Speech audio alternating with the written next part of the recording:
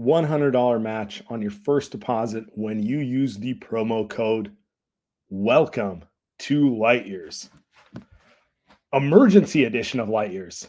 You know, we had Will Gottlieb on the last episode. Will Gottlieb, reporter for the Chicago Bulls for CHGO, discussing Alex Caruso, Zach LaVine, potential Warriors Bulls trades. And lo and behold, what happens the next day?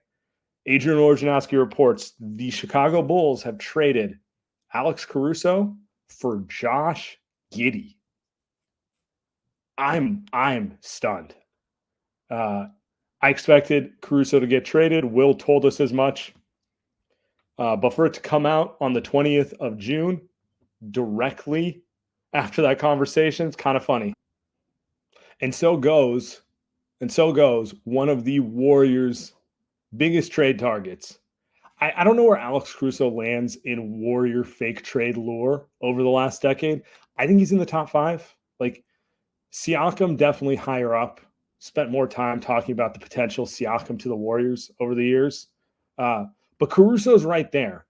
If you are a believer in kind of the formula the Warriors had, which worked from 2015 to 2022, 4 championships, 6 finals appearances, Caruso was always the guy you wanted the Warriors to get. Not the only move for them to make, but he just screamed Warriors role player. Guys like him, Drew Holiday, they had those Andre Iguodala intangible qualities that go into winning. And I get that question all the time. It's like, why is he so sought after? Why are you guys spending so much time talking about Caruso? Averages 9-10 points a game. He's a defensive player. This team needs a second option. This team needs someone who can, alleviate pressure off Steph. And the answer is, yeah, but they kind of need both. They kind of need to add a player who can help elevate the defense and a player who can help elevate the offense. And then if they are able to add those two pieces, you kind of bet on whichever players are around, their role becomes a lot easier, and everything kind of works out a little more that way. And for me, Caruso was high on the list of ideal defensive-minded players who could get the Warriors back to a top 5 defense. Draymond is obviously the brains of the defense. He's quarterbacking the whole thing. And when he's on the floor, they're good. But, they need other guys who can actually be great defenders. And what makes Alex Caruso special is not just his ability to guard one-on-one. Although if you ask someone like Steph, Caruso would be on the short list of guys who guards him the best. It's his communication. It's his help defense. It's doing all the same things we'd ascribe to Draymond, to Andre Iguodala, with helping his teammates be in the right position, communicating when to switch, communicate when the screen's coming. All the little things that go into having a great defense, all the little things you could take for granted when you watch Draymond Green and Andre Iguodala for a decade make it look so easy. And then you no longer take for granted when you watch a younger team who doesn't have those same caliber of defenders, guys who see the floor that well. To me, Caruso could have been the right type of player to put on the perimeter who would have helped someone like Andrew Wiggins or Klay Thompson play their best version of defense. You have Caruso and Draymond communicating. You have less mistakes helping off the corner. You have less guys messing up switches. You have less guys messing up how to guard a pick and roll. All the things that I'm sure every Warrior fan here is frustrated watching over the last year. Caruso would have been the type of player who could potentially help the Warriors get back to a top 5 defense. You put him next to Steph. You still have Draymond on the back line. Maybe you have someone like Wiggins or Klay as that longer wing defender to go next to him, and then maybe you add a big or someone else to make that lineup go. That's a team that has a potential to be a top 5 defense, which they were in 2022 when they had Andre Iguodala to open the season and GP2 and multiple very high-end perimeter defenders to go with a better Andrew Wiggins and, of course, Draymond on the back line. And, like all those things that they just haven't had since. Since 2002, the last 2 years, the Warriors have been somewhere around the 12th or 13th best defense with Draymond. Without Draymond, they've been 30th. They've been awful. But even with Draymond, they've been fine. They've been like around league average, a little better than league average, but certainly not special.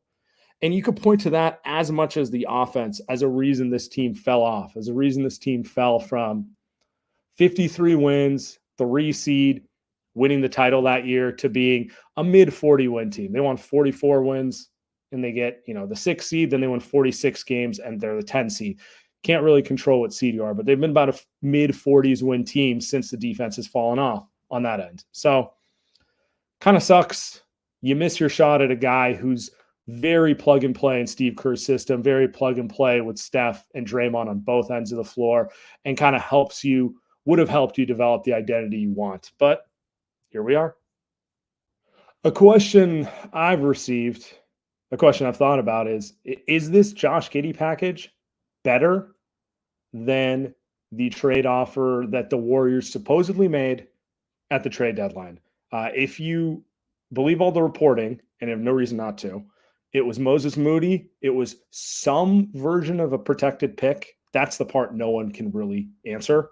And filler for Caruso. So Moses Moody, and I'm going to assume it was lottery protected. I'm going to assume the pick was 20th overall pick, a first round pick, lottery protected, something like that. So seems like the Bulls just don't really value that. It seems like they just wanted a player. Seems like in their mind, do they want Moody or Giddey? And I know Giddey's had a rough playoffs. He's kind of a square peg in a round hole on OKC. Like, it's just abundantly clear he doesn't make sense next to guys like Jalen Williams and Shai Gilgeous-Alexander. Giddey's kind of a 6'9" point guard. You want the ball in his hands, but Shai is so good with the ball in his hands. And Jalen Williams, the player, plays the ball in his hands. Josh Giddey's kind of always the odd man out. He's not really a spot-up off-ball player. So, rough go of it. Plus, defensively, not the greatest player overall. He kind of looked like the weakest link for the Thunder in the playoffs. All that's fair. But it's also worth noting, in 3 years, he started every game. He was on the roster. He played about 29 minutes per game, averaged 14, 7, and 6. He is a good playmaker. He was really good at getting the ball off the rebound, pushing in transition. A lot of the same things you see Draymond or guys like Ben Simmons do. Like, he's an interesting player to me. He just didn't make sense to OKC, and he might not be a star ever. But I do think on the right team, he could be a useful player. Is he better than Moses Moody? I don't know how you argue otherwise, simply because he started every game on a team that was a 1 seed. He started every game this entire span. I think Moses should play more. But the reality is, if you're the Chicago Bulls, you're looking at this, you're wondering why he doesn't play more. And you're going off of a lot of like, well, he played some games, but then he was on the bench other games. Moses, for the most part, has been in and out of the rotation, 15 minutes per game. There's been spells he's played more consistently, but I don't know. I can make the argument Moses Moody might be a better player in 3 years than Josh Giddey, but today, I don't blame him. I get it. I get why they would prefer Josh Giddey to whatever offer the Warriors made. I don't know if the Warriors remade that offer now, but I have a hard time imagining they were desperate for him at the trade deadline, and then they decided they no longer wanted him. I think it comes down to the Bulls value Josh Giddey more, and the Warriors were not willing to raise their offer. Gonna get to telling you what the Warriors could have done and what this says about the trade market, but first I want to tell you about our friends at GameTime. GameTime makes getting tickets even faster and easier. Prices on the GameTime app actually go down the closer you get to tip-off. Browse the GameTime app and look for baseball tickets. NBA season's over, so you can't look for that. You got soccer teams coming here over the summer, concert tickets, comedy shows. I actually got a ticket to see Bill Burr off GameTime the last few weeks.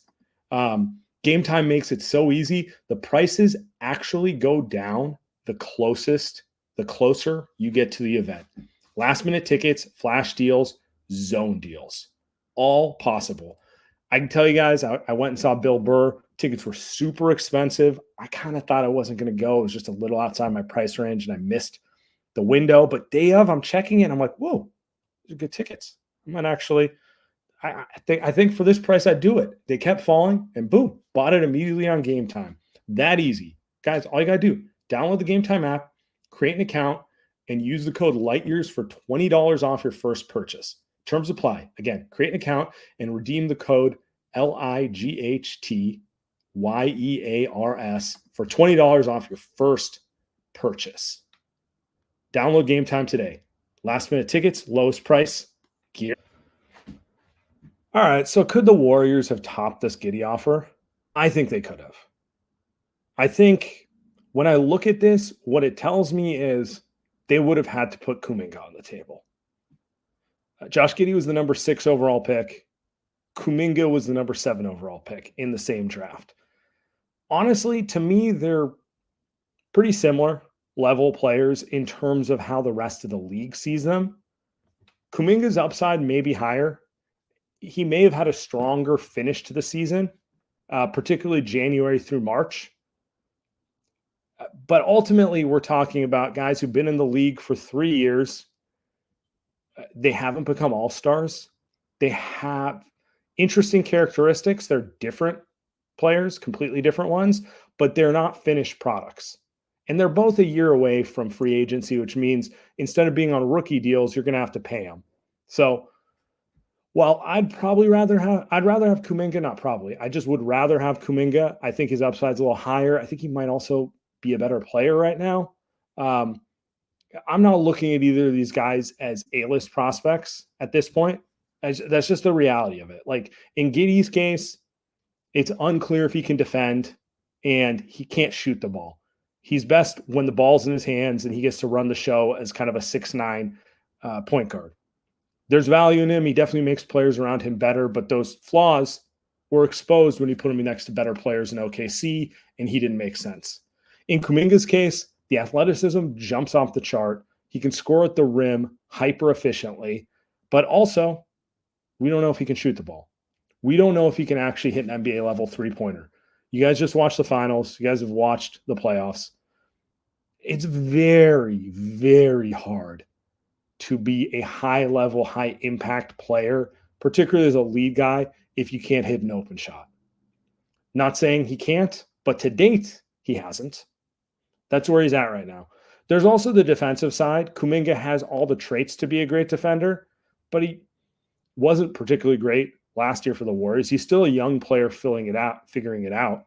All of this is to say not that he can't be there, but if you take off your Warrior glasses and you're realistic about it, these are questions.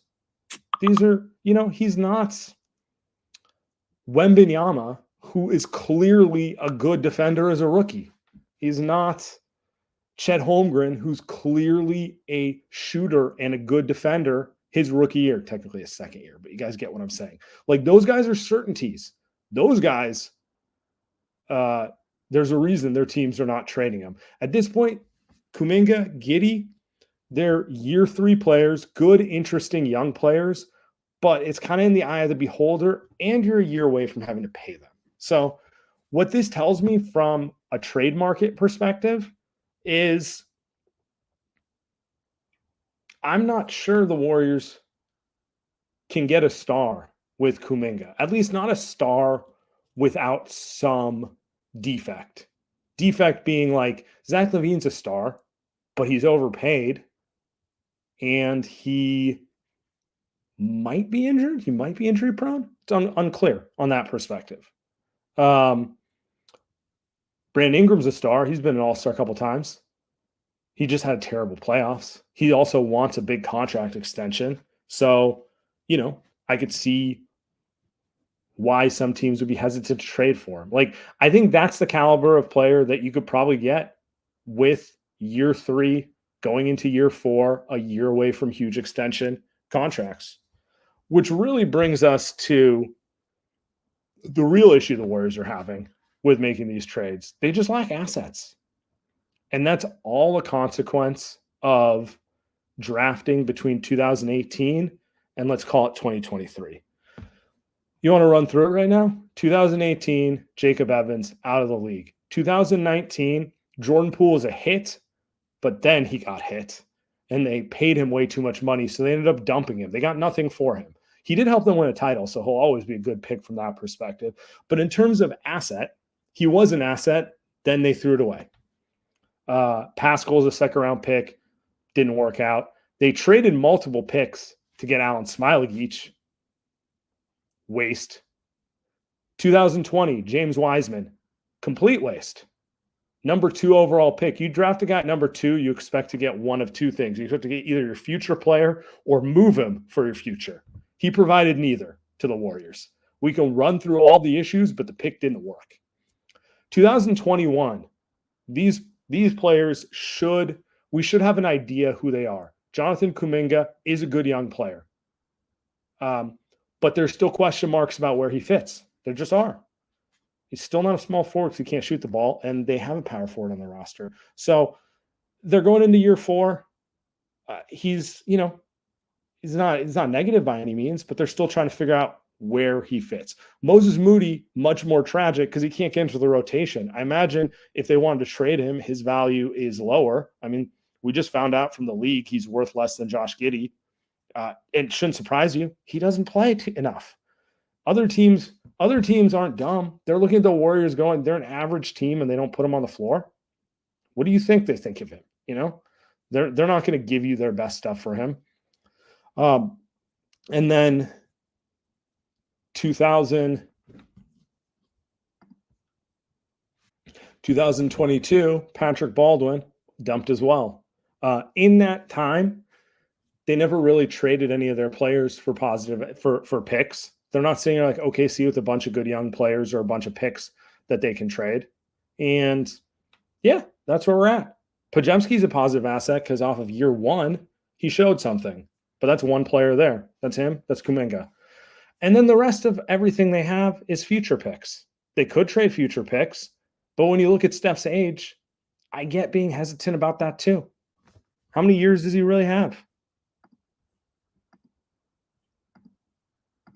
How many years out can you really mortgage the future on this? So, I mean, these are the issues the Warriors are going to have to confront. So where do the Warriors go from here? It's a good question. I think it's disappointing that they didn't get Caruso. It's a player they wanted the entire time. But there's other opportunities out there. There will be. I think this is just a precursor of how they're going to have to look at the market, which is tough decisions are going to be made. If you want to improve, you're probably going to have to give up more than Kuminga. And I think that's what's a tough pill for them to swallow. I think in their mind, they were thinking they could get someone like Caruso to be a role player without having to give up Kuminga. So they could save him for something else, whether it's a trade or it's to keep him. It's not the case. Other teams, if they want to make a trade with them, they want Kuminga or they want a first-round pick. They want something in the future. So the Warriors are confronting a reality where they may not have the best asset packages for a lot of these trades. And to me, that's what the Caruso deal told me. That told me the prices are still pretty high and the Warriors don't have the deepest pockets, at least not when it comes to tradable young players or picks in hand that they can just give up at will. Appreciate everyone. We will be back. Have a good night.